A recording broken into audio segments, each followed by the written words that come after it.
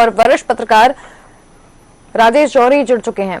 तो आप तीनों का बहुत स्वागत है इस पैनल पर। सबसे पहला सवाल मेरा यहाँ पर योगेश यादव जी आपसे रहेगा कि कांग्रेस पर सीधा आरोप यहाँ पर लगा रहे हैं सीएम कि अपराधीकरण की राजनीति कांग्रेस करती है।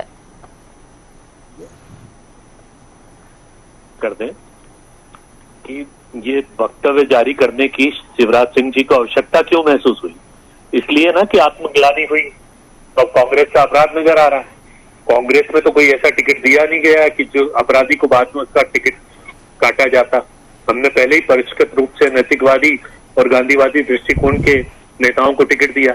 ये अपराध बोध तो शिवराज सिंह जी के अंदर है, तो शिवराज सिंह जी के अंदर ये अपराध बोध है, तो उन्होंने कह दिया कि अपराधियों को टिकट काटा जाएगा और कांग्रेस पर एक आरोप मढ़ दिया। मैं पूछना चाहता हूं, अभी भी सर्वे करवा लें, भारतीय जनता पार्टी कितने अपराधी उससे जुड़े हुए हैं और कितने पार्श्व में भारतीय जनता पार्टी के नेताओं का संरक्षण उनको प्राप्त है। ये जब जाहिर है, अब आप एक टिकट काट कर ये संदेश देना चाहते हैं कि भारतीय जनता पार्टी से अपराधियों का कोई शगल नहीं है, तो एक लंबी फहरिस्त है, कितने अपराधी जेल गए हैं, कितनों पर मुकदमा कायम हुआ है, कितने फरार हैं और कितने भारतीय जनता पार्टी के पदाधिकारी हैं। आप यदि 3 माह का सर्वे कर लीजिए, या तो उनको पार्टी से निलंबित करते, निष्कासित करते।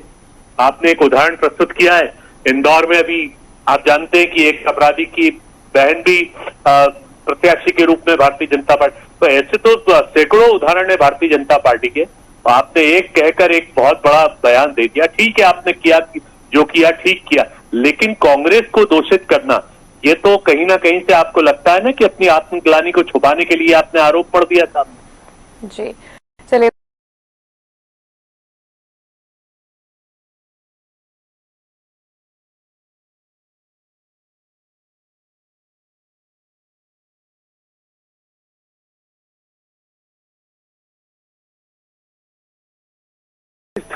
जिस पर लोग उंगलियां उठाते हैं, चयन में कोई चूक हो जाती है तो भारतीय जनता पार्टी का नेतृत्व जनता की भावना को समझकर उसके अनुरूप निर्णय लेता है।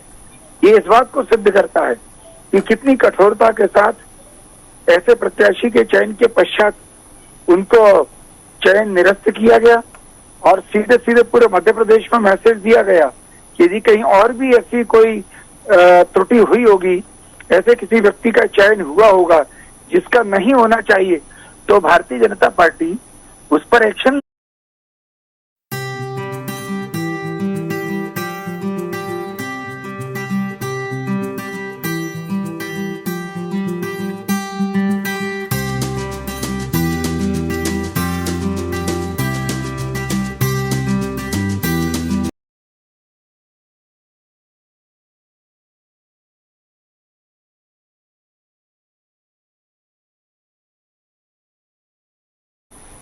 जी राजेश जौहरी जी, आपसे मैं समझना चाहूंगी कि इस बयान को किस तरह देखें। सीएम शिवराज सिंह चौहान ने आरोप यहाँ पर लगाया है भाजपा के ऊपर, माफ करिएगा कांग्रेस के ऊपर, और भाजपा में जो है यहाँ टिकट दिया गया था एक अपराधी के घर में, तो इसको किस तरीके से देखते हैं आप?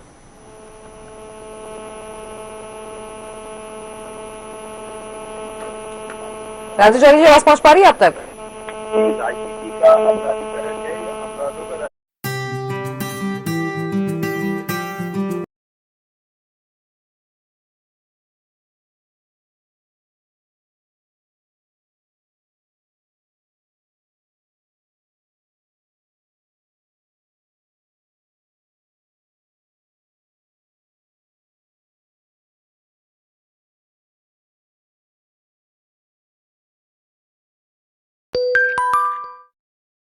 पहुंच पा रही है, एक बार पीसीआर जरा इस चीज को ठीक करे।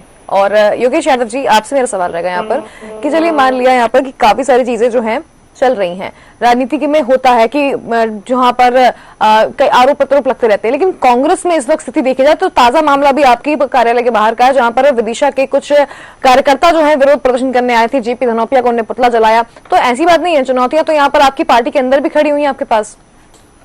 देखिए, अपराधीकरण और अपराधी की परिभाषा अलग होती है और एक राजनीतिक प्रदर्शन की भाषा अलग होती है। निश्चय ही वो अनुशासनहीनता के अंतर्गत आता है कि किसी भी नेता का पुतला जलाना, लेकिन उसको एक राजनीतिक प्रदर्शन कहेंगे, उसको अपराधीकरण नहीं कहेंगे।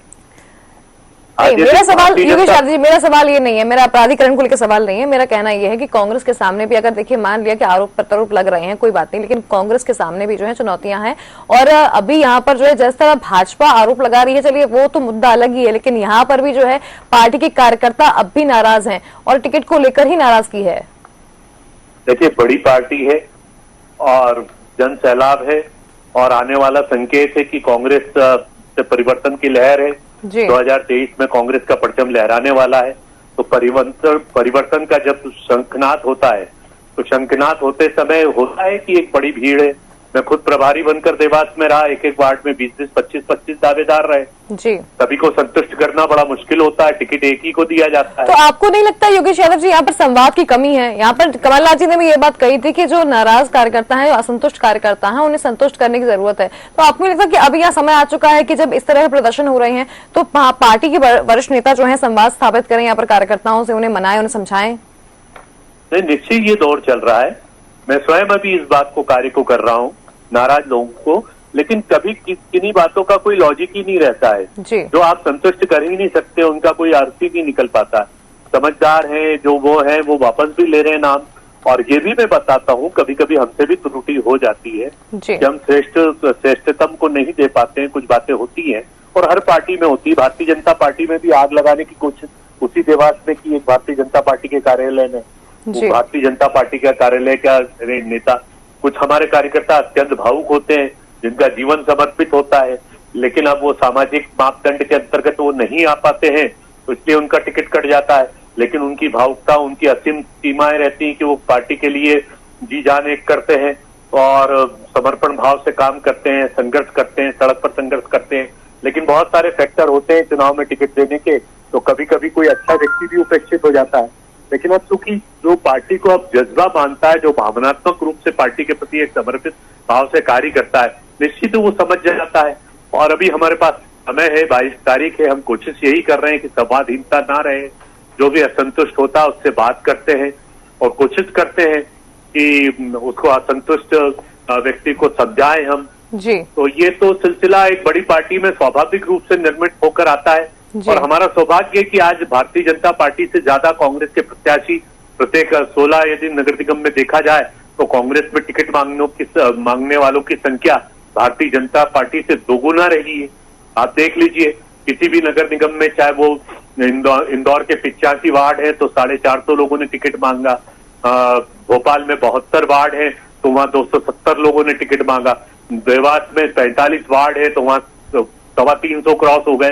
तो एक स्वाभाविक स्थितियां हैं, बड़ी पार्टी है और बड़ी पार्टी में जन सैलाब उभरता है, कार्यकर्ताओं का परिचय है और ये एक शुभ संकेत भी होता है। यानी कि कॉन्फिडेंस यहाँ पर है पार्टी में कार्यकर्ताओं को भी। चलिए मैं आपको वापस लौटूंगी योगेश यादव जी। राजेश जौहरी जी हमारे साथ वापस जुड़ गए हैं। राजेश जौहरी जी, आपसे मैं आप समझना चाहूंगी कि सीएम के इस बयान को, अपराधीकरण वाले बयान को कैसे देखें? देखिए, एक तरफ यहाँ पर दो सिचुएशन चल रही है। एक तरफ तो ये है कि सीएम शिवराज जी कह रहे हैं कि अपराधीकरण की भावना जो है वो यहाँ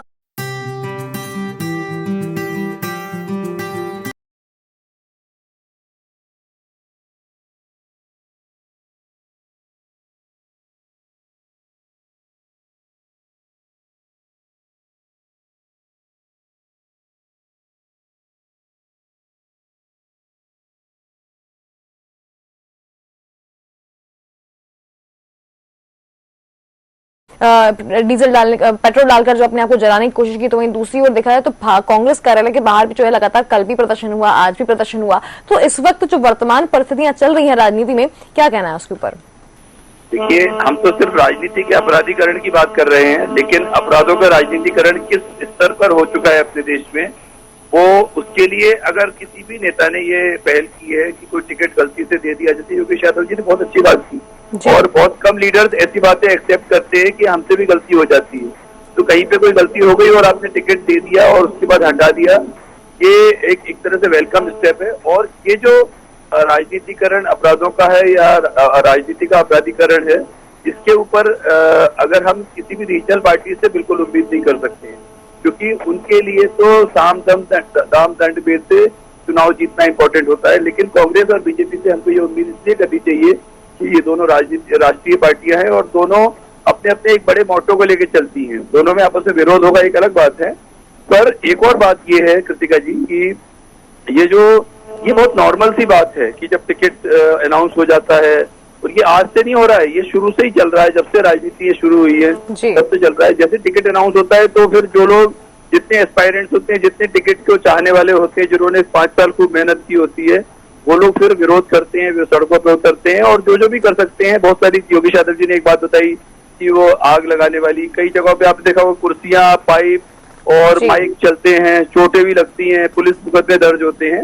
ये बहुत नॉर्मल सी बात है। लेकिन इसमें जो सबसे बड़ी बात निकल के आ रही है वो ये है कि इसका मतलब वो लोग जो टिकट नहीं मिलने पर हंगामा कर रहे हैं, टिकट नहीं मिलने पर क्राइम कर रहे हैं, कानून को अपने हाथ में ले रहे हैं, इसका मतलब वो सेवा के लिए राजनीति में नहीं आए, इसका मतलब वो मेवा के लिए आए हैं।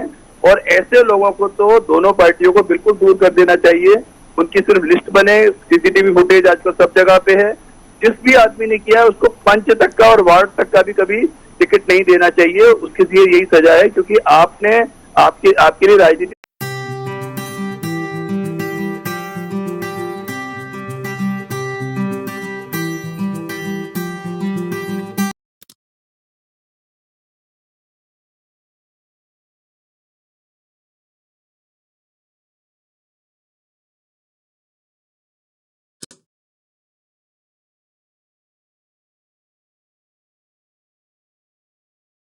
चावला जी, आपसे जानना चाहेंगे किस तरीके का आपका सफर रहा, किस तरीके से ये जर्नी आपने स्टार्ट करी?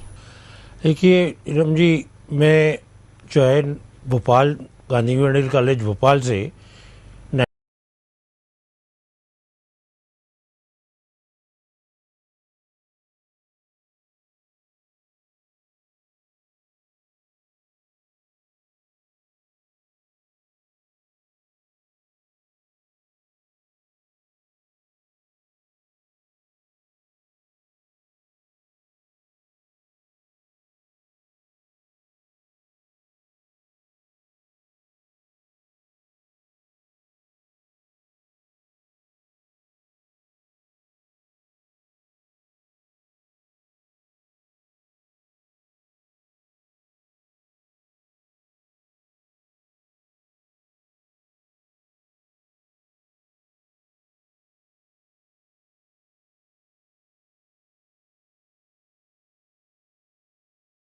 क्योंकि उनके लिए तो साम दाम दंड भेद से चुनाव जीतना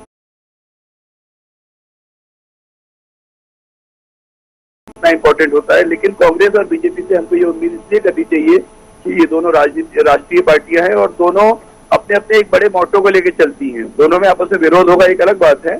पर एक और बात ये है कृतिका जी कि ये बहुत नॉर्मल सी बात है कि जब टिकट अनाउंस हो जाता है, और ये आज से नहीं हो रहा है, ये शुरू से ही चल रहा है, जब से राजनीति ये शुरू हुई है तब से चल रहा है। जैसे टिकट अनाउंस होता है तो फिर जो लोग, जितने एस्पायरेंट्स होते हैं, जितने टिकट को चाहने वाले होते हैं, जिन्होंने 5 साल खूब मेहनत की होती है, वो लोग फिर विरोध करते हैं, वे सड़कों पर उतरते हैं और जो भी कर सकते हैं। बहुत सारी, योगी यादव जी ने एक बात बताई कि वो आग लगाने वाली, कई जगहों पे आपने देखा वो कुर्सियां, पाइप और माइक चलते हैं, चोटें भी लगती हैं, पुलिस मुकदमे दर्ज होते हैं।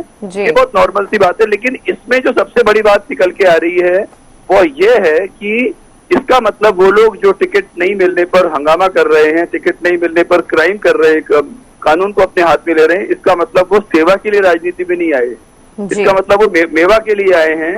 और ऐसे लोगों को तो दोनों पार्टियों को बिल्कुल दूर कर देना चाहिए। उनकी सिर्फ लिस्ट बने, सीसीटीवी फुटेज आजकल सब जगह पे है, जिस भी आदमी ने किया है उसको पंच तक का और वार्ड तक का भी कभी टिकट नहीं देना चाहिए। उसके लिए यही सजा है, क्योंकि आपके लिए राजनीति सेवा का माध्यम बिल्कुल भी नहीं है। और ऐसे में, लेकिन फिर भी अगर भाजपा ने टिकट काटा है, किसी को दे दिया और काटा विरोध होने पर, तो ये अच्छी बात मानी जाएगी। चलिए, धैर्यवर्धन शर्मा जी, पार्टी में अपराधीकरण की बात जो यहाँ पर सीएम शिवराज सिंह चौहान कह रहे हैं कांग्रेस में, चले वो तो चले मान लिया, लेकिन यहाँ पर उन्होंने ये भी कहा है कि जैसे ही उन्हें पता चला इंदौर का तो उन्होंने ट्रेन कैंसिल कर दिया। अगर आगे भी कभी जानकारी मिलेगी तो कैंसिल कर दिया जाएगा। लेकिन अगर देखा जाए इतिहास भाजपा का, तो भाजपा बहुत सोच समझ कर टिकट देती है, यहाँ पर डिस्कशन करके देती है। तो ये गलतियां हो कैसे रही, चूक कहाँ हो रही है यहाँ पर? ये मानवीय भूल भी हो जाती है। जिसको टिकट दिया गया, मान लीजिए उस पर कोई अपराध नहीं है, और टिकट चेन में नीचे से नाम भेजने वाले उसके परिवार की पृष्ठभूमि, उसके पीछे बैकअप कौन है, उससे उसका क्या प्रभाव पड़ेगा वहां के चुनाव पर या भविष्य की राजनीति पर, और वो जनप्रतिनिधि के आचरण पर जनता की निगाह कैसी है, ये सब चीज मान लीजिए वो नहीं देख पाए जी। तो जो हमारा वरिष्ठ नेतृत्व है उसके संज्ञान में भी कोई बात आती है तो गुण दोष के आधार पर उचित निर्णय करते हैं। और एक निर्णय करके उन्होंने पूरे मध्य प्रदेश में मैसेज दिया है जी। कि मध्य प्रदेश में कहीं भी यदि ऐसा कोई निर्णय है कि वह घोषित अपराधी है, अपराधी के परिवार का व्यक्ति है, तो पार्टी ऐसे लोगों को रत्ती भर भी स्वीकार नहीं करेगी। किसी भी कीमत पर पार्टी अपने रीति से, विचारों से समझौता नहीं करेगी। तो मुझे लग रहा है कि इसका मैसेज अच्छा ही गया होगा, क्योंकि इंदौर एक बेहद शांति प्रिय जगह है। इंदौर के लोग मन ही मन वैसे ही मवालियों से, अपराधियों से चिढ़ते हैं, बड़े सौम्य और शालीनता के साथ अपने काम से काम रखने वाले लोग हैं। मैं समझता हूँ भारतीय जनता पार्टी का ये जो निर्णय है जी, उससे आम जनमानस में प्रसन्नता हुई होगी। आम जनता को लगा होगा कि भारतीय जनता पार्टी की यही विशेषता है, पूरी साफगोई के साथ जनहित में निर्णय कर लेती। लेकिन धैर्यवर्धन जी, एक बात यहाँ पर समझने वाली है कि सीएम शिवराज इस बात को कह रहे हैं। दूसरी बात ये है कि क्या यहाँ पर कांग्रेस पर निशाना साधने का मतलब ये है कि कांग्रेस में कुछ आपराधिक प्रवृत्ति के लोगों को टिकट दिया गया है? क्या ऐसी कोई जानकारी है भाजपा के पास? क्योंकि जिस तरह से आरोप लगाया गया है वो तो साफ ये दिखाता है कि कुछ ना कुछ गड़बड़ तो है यहाँ पर चुनाव के टिकटों में, कि किसी न किसी को तो मिला है टिकट जो सही प्रवृत्ति का नहीं है। नहीं, मेरी जानकारी में ऐसा है कि कहीं कुछ बात सुनने में आई है, तभी इतनी बड़ी बात कही गई है। बाकी मुझे लग रहा है कि डीएनएन भी अगर अपने जिला स्तर के और तहसील स्तर के संवाददाताओं के लिए टास्क सौंपेगा तो चाहे कांग्रेस हो चाहे भारतीय जनता पार्टी हो, सभी राजनीतिक दलों की कुंडली सामने आ जाएगी कि मध्य प्रदेश में ऐसे किसी अपराधी को किसी दल के द्वारा दिया तो नहीं गया है। चलिए योगेश यादव जी, कांग्रेस पार्टी का इतिहास रहा कि वो बाहुबलियों को संरक्षण देती आई है, इसलिए मोटे तौर पर ये माना जाता है कि कांग्रेस तो किसी को भी टिकट दे सकती। अच्छा चलिए योगेश यादव जी, संरक्षण कांग्रेस देती है यहाँ पर आपराधिक प्रवृत्ति के लोगों को। और एक बात ये भी है कि सीएम शिवराज बोल रहे हैं, तो मतलब क्या आपकी पार्टी में ऐसा कोई है जिसको मतलब जो आपराधिक प्रवृत्ति का और जो टिकट दिया गया हो? कॉन्फिडेंस तो बहुत है यहाँ पर पार्टी में, भाजपा में, कि हाँ ऐसा कुछ तो है पक्का भाजपा कांग्रेस में, किसी न किसी को दिया गया टिकट। बताए ना, नाम घोषित किया जाना चाहिए। हमारे पास भी एक लंबी लिस्ट रखी हुई है भारतीय जनता पार्टी यदि मानती कि कांग्रेस में अपराधियों को टिकट दिया गया या अपराधीकरण हो रहा है तो स्पष्ट करें। सरकार आपके हाथ में है, पूरा का पूरा एडमिनिस्ट्रेशन आपके हाथ में। आप बताएं कि कांग्रेस में किस अपराधी को टिकट दिया गया। हमारे जो मापदंड थे चुनाव के वो इतने स्पष्ट थे और प्यूरिफाई थे, और इसलिए कांग्रेस में अब की बहुत ज्यादा नाम से जो हमने तय किए थे, जो नियम जो तय किए थे, उनको इतनी कड़ाई से फॉलो किया गया है तो कई बातें अपने आप ही सामने आ गई, और अपराधी हो या बाहुबली हो, इस टाइप के टिकट अपने आप ही कट गए। चलिए उनको वो जिस परिधि के अंतर्गत वो नहीं आए। लेकिन भारतीय जनता पार्टी में जिस तरीके की प्रवृत्ति आई है उत्पन्न होकर, विकृति, जिस तरीके से धैर्यवर्धन शर्मा जी मेरे बहुत ही गंभीर और शिष्ट नेता हैं भारतीय जनता पार्टी के, मैं उनके प्रति बहुत श्रद्धा रखता हूं। वो खुद महसूस कर रहे हैं कि ये भारतीय जनता पार्टी का चरित्र और भारतीय जनता पार्टी का व्यक्तित्व किस तरफ जा रहा है। हमारे उस जमाने के जनसंघ के लोग थे और हम इनका के लोग थे, इंदिरा कांग्रेस के वो जनसंघ के लोग, उस जमाने की बात कर रहा हूँ जब जनता पार्टी बनी थी। तो सत्यनारायण सत्तन किस तरीके से मालवा अंचल के जनता पार्टी के एक बड़े नेता थे, आज उनकी व्यथा सुनकर टीवी पर वीडियो पर देखे, धैर्यवर्धन शर्मा जी ने भी सुना होगा वो किस तरीके से व्यथित है और भारतीय जनता पार्टी के संदर्भ में क्या उनकी टिप्पणी है, किस तरीके की वो बात कर रहे हैं। पूर्व विधायक भारतीय जनता पार्टी के, एक संघ के विचारक व्यक्ति का क्या दर्द है। तो भारतीय जनता पार्टी का जो मूल तत्व वो तो समाप्त हो ही गया। भारतीय जनता पार्टी में आयातित नेता आ रहे हैं और बाहुबली आ रहे हैं, उस टाइप का अपराधीकरण हो गया है। तो एक स्वाभाविक स्थिति है, और जिसको सत्ता का शौक लग जाए, एक लंबे समय से सत्तारूढ़ पार्टी में इस तरीके की बुराइयां उत्पन्न होना एक स्वाभाविक स्थिति होती है। संघर्ष एक अलग चीज होती है और सत्तारूढ़ होकर सत्ता प्राप्त करके सत्ता की रबड़ी खाना एक अलग बात होती है। तो अभी तो संघर्ष की कोई बात ही नहीं है, भावनात्मक बात ही नहीं है, त्याग और बलिदान की बात नहीं है।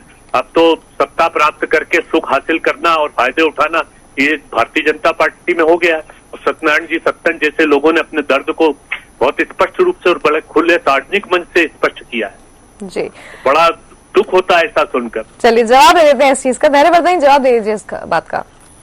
तो मैंने सत्यन जी के स्टेटमेंट को नहीं सुना है। सत्यन जी हमारे वरिष्ठ नेता हैं।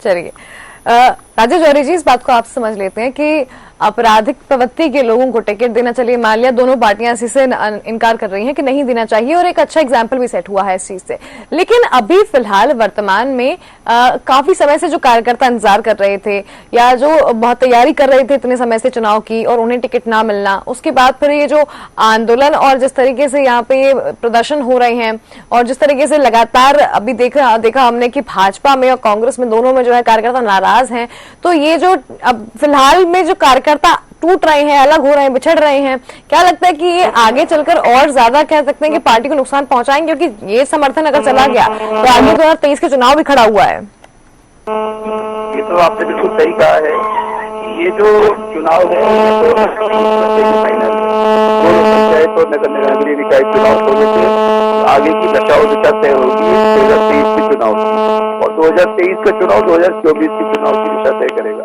ये बात तो सही है, लेकिन फिर भी पार्टियों को थोड़ा सा, जो राजनीतिक पार्टियों को थोड़ा सा इस मामले में कड़ा रुख अपनाना चाहिए, थोड़ा सा स्ट्रिक्ट होना चाहिए। और दोनों सिर्फ टिकट के लिए पार्टी में आए थे, टिकट के लिए या बड़ी पोस्ट पे जाने के लिए पार्टी में आए थे और सेवा से उनको देना जरूरी है। ऐसे लोगों को अगर वो चाहते हैं तो चले जाए। अगर माफी चाहूंगी आपको बीच में रोकने के लिए, आपकी आवाज जो है स्पष्ट नहीं आ पा रही है, समय का भी अभाव है। इस चर्चा को ही विराम देते हैं। योगेश यादव जी, धैर्यवर्धन जी और राजेश